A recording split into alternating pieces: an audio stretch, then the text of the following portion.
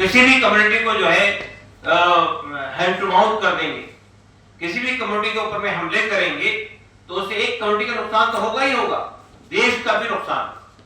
ये बात हम देशवासियों के सामने रखना चाहते हैं और हमें इस बात, हमारी वर्किंग कमेटी ने इस पर भी चिंता व्यक्त की है कि जो सेकुलर पार्टियों का रोल होना चाहिए इस मामले में, वो भी खामोश तमाशाई बने हुए हैं।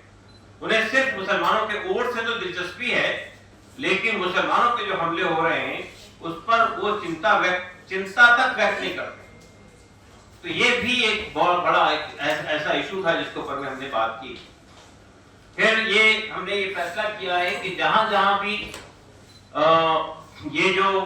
यूनिफॉर्म सिविल कोड नाफिज किया जा रहा है, पहली बात तो ये कि यूनिफॉर्म सिविल कोड जो है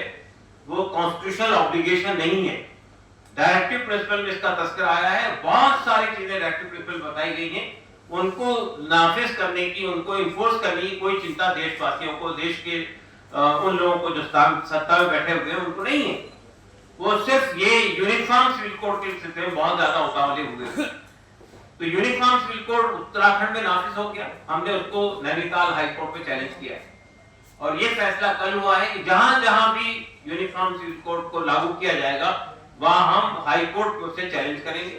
और जरूरत पड़ेगी तो सुप्रीम कोर्ट भी आएंगे। फिर इसी तरह से आप जानते हैं कि वंदे मातरम को जिस तरह से कंपलसरी किया जा रहा है, देखिए जनगणमन पढ़ने पर किसी को आपत्ति नहीं है, लेकिन आप जानते हैं कि इवन जनगणमन के सिलसिले में भी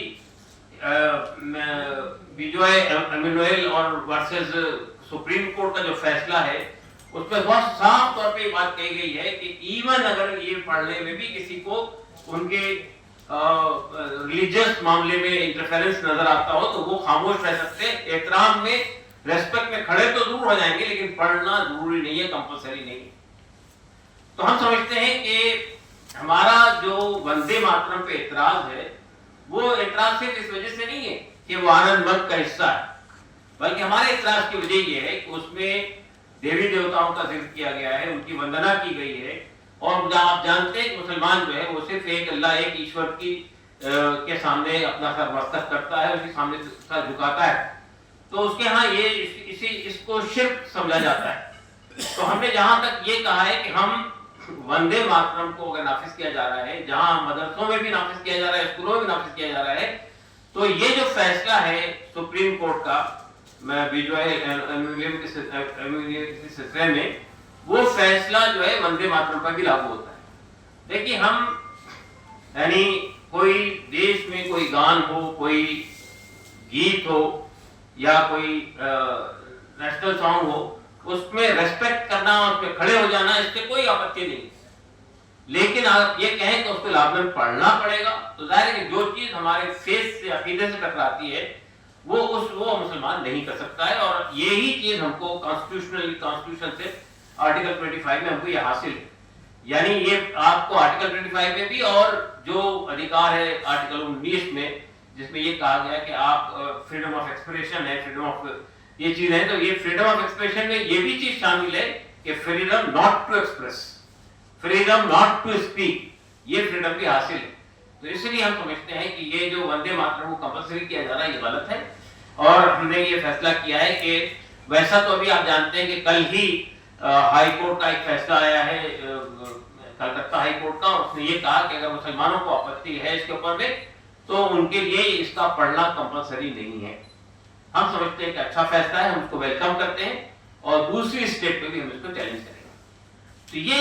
ये और इसी के साथ साथ मैंने आपको बताया दो बुनियादी बातें हमने तय की हैं। एक तो हम एक डॉक्यूमेंट तैयार कर रहे हैं, एक दस्तावेज तैयार कर रहे हैं और वो चीज जल्दी ही रिलीज करेंगे, जल्दी ही सामने आएगी। और इसी के साथ साथ हम एक देशव्यापी अभियान का आह्वान करने जा रहे हैं बहुत जल्द। उसके लिए एक कमेटी बन गई है, वो तैयारी कर रही है, क्या क्या प्रोग्राम होंगे, क्या क्या कन्वेंशन होंगे, कहाँ यात्राएं निकाली जाएंगी और हम पूरे देश के अंदर एक यानी डेमोक्रेसी को रेस्टोर करने के लिए, पीस को रेस्टोर करने के लिए और जो हमारा देश के अंदर जो डाइवर्सिटीज हैं उसको रेस्पेक्ट करने के लिए एक माहौल तैयार करना चाहते हैं। और हम समझते हैं कि देश की अक्सरियत जो है, जो majority of this country, they are peace living people, they are democracy living people they are in favor of justice. So there are some handful of the people, those who want to disturb the country. जो चंद लोग हैं जो पूरे देश के माहौल को खराब करने की कोशिश कर रहे हैं, हम ये समझते हैं कि वक्त इस बात का तकाजा कर रहा है। और इंडिया मुस्लिम मसला बोर्ड जो कि मुसलमानों की अपेक्स बॉडी है, उसने ये फैसला किया है कि हम देश के जितने शुभ चिंतक हैं, जितने पीस लविंग लोग हैं, जितने डेमोक्रेटिक वैल्यूज में यकीन करने वाले लोग हैं, जितने कॉन्स्टिट्यूशन में बिलीव करने वाले लोग हैं, उनको साथ लेकर ये सिर्फ मुसलमानों का अभियान नहीं होगा, बल्कि ये मिला जुला अभियान होगा जिसमें सब लोग शामिल होंगे और पूरे देश व्यापी अभियान होगा। और हम ये समझाने की कोशिश करेंगे कि हम जो कुछ भी हमारे देश में जो हमारे यानी अंधे लोग हैं, जिन्होंने देश की चिंता नहीं है, जो ये देख नहीं रहे हैं कि दुनिया के बाहर हमारे देश के बारे में क्या क्या क्या क्या माहौल